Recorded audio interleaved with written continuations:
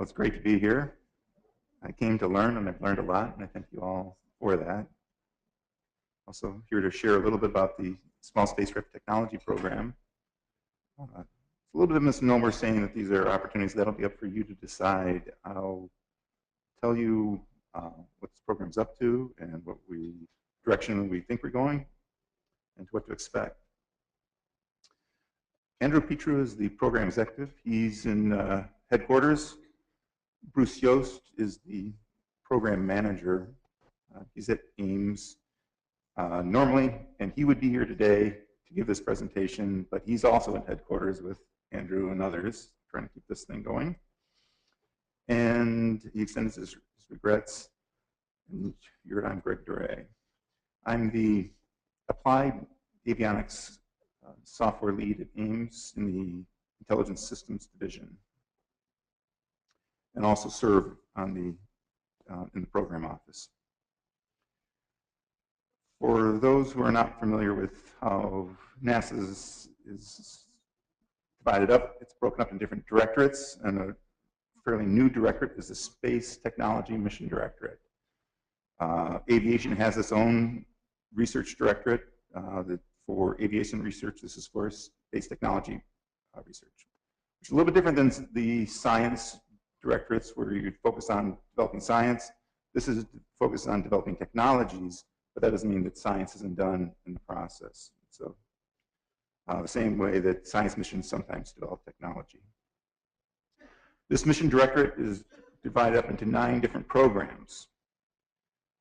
And a number of these programs are relevant to CubeSats, but in particular, the small spacecraft technology program in the upper right corner, that focuses exclusively on CubeSats. That's the game-changing technology in the upper left. That also is developing some technologies that they've come to the small spacecraft technology program and said, well, we've developed these technologies. We really like to see if they work in space. We understand that you can do low-cost missions. Can you help fly our technologies? And so we're working on that as well. The small business innovation research, SBIRs, there's also doing funding for CubeSats, and there'll be a phase 1. I'm not sure when the date is coming out, but it's be in the near future. And so if those small businesses who are interested, I encourage you to look for those. We heard a little bit about how it's good to foster competition and centennial challenges. You notice that in the lower left. That's how the Space Technology Mission Directorate accomplishes that. For the small spacecraft, it's the acronym SSPTP, which I'll refer to that from now on. These are the objectives to accelerate the introduction of new technologies. And by that, it's help develop the technologies, raise the TRL up, heard that term before, and actually get them to fly. What often happens is you'll get research programs that'll get a prototype working on a desktop or in a lab, and that's the end of it, because flight projects aren't going to want to take the risk and jeopardize their projects by trying to raise the TRL. This program is designed to help bridge that gap. My background is I've been doing small spacecraft and robotics for over 20 years now. Most recently, LADI and LCROSS for the moon. But earlier on, I was on the New Millennium program, which kind of had a similar mandate, and I was on Deep Space One. And for that, they basically developed the mission just to develop 10 different technologies and raise the TRL of them, one of them being the first system to have an ion drive as its main propulsion system. And so along the same lines, this program is going to try to accomplish the same thing by raising the TRL technologies.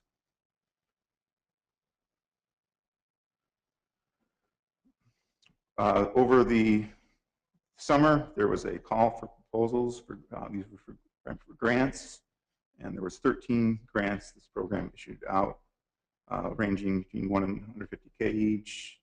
Each one was matched up with one person within NASA at the very center to work with them on these over the next year or 2 years. I'll briefly go over these here just so you're aware of this is what's going on. If you want to find more information, you can go to the website, which I'll give you at the end, or contact people, PIs individually. These slides will be on the Lunar Cube's website at a later date. You'll be able to get it that way as well. So the different areas for communication, we have rather than reading them out, I'll just let you briefly go through to get the ideas on these.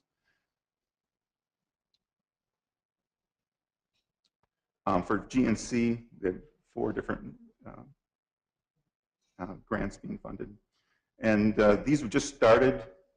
They were supposed to start October 1st because of the shutdown. There was a little bit of a delay, but they're just getting going now. So just so you're aware of where they are in the process. For propulsion, we have these 2. And for power, we have the one for low temperature energy storage. There was interest in that, and that's partnered at JPL. For science instrument capabilities and advanced manufacturing. As far as what this program has done, it was able to, in a short period of time, the program just got going, already has several launches in the ways of the phone sats. So here was 3 different phone sats when April of this year launched. Very small team, very fast turnaround time.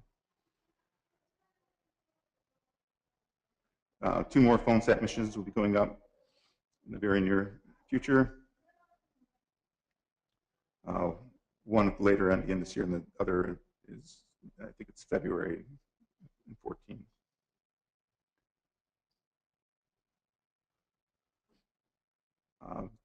As far as the other flight projects, the larger ones, one is the EDSN demonstration of a network. This is 8 1.5 unit CubeSats that will talk to each other and to demonstrate that you can have a network in space and that one of them will act basically as the kind of a mothership that is the router relay to send the data down to Earth. So even though that is configurable, so that each different one could transfer, being that role as the relay. They will demonstrate collecting, in this case, radiation data over a dispersed area, so they can get readings from 8 different spacecraft at the same time. The data is relayed to the mothership, and when it goes into COM, it sends that down. Now there is, you mentioned a little bit earlier on NASAProgrammaticCubeSatOpportunities. This is a JPL-led mission. And this one, the idea is that you can use the solar array to basically have a patch antenna on the other side and use that as a high-gain antenna. And this is a 3 CU CubeSat, and if you notice these panels, they basically fold down and wrap on the 3 sides, and then they open up. There's a coincidence. I was talking to Courtney, Richard Hodges, who's the lead on the array, sits right next to Courtney, so you may be able to answer more questions on this than I could. So. Part of this mission also is developing new technologies. One of them being star trackers for CubeSats that were needed. So you'll see that we have 3 different these flight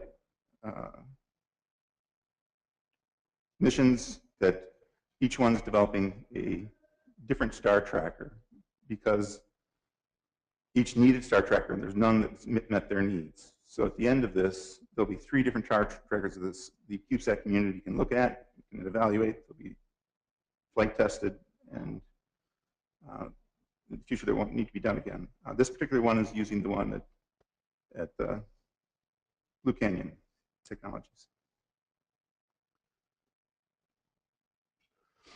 Another mission, this is being led by Aerospace Corp. This is demonstrating close proximity optics, and its launch is in 2015.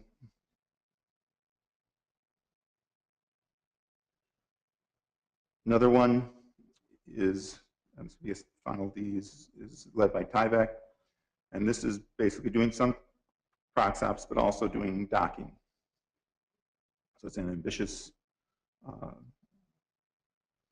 project they have. They've teamed up with 406 Aerospace and Applied Defense Solutions, ADS, as subs on that.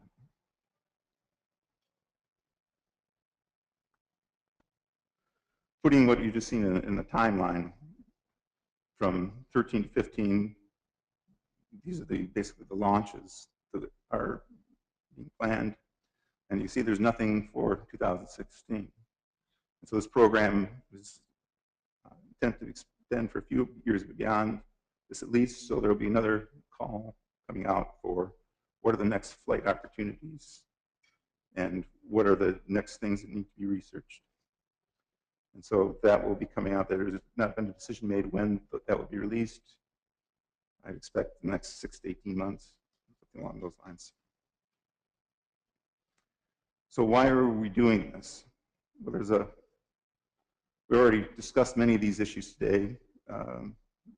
The Small Spacecraft Technology Program really isn't focusing on the moon in particular, but deep space, it is.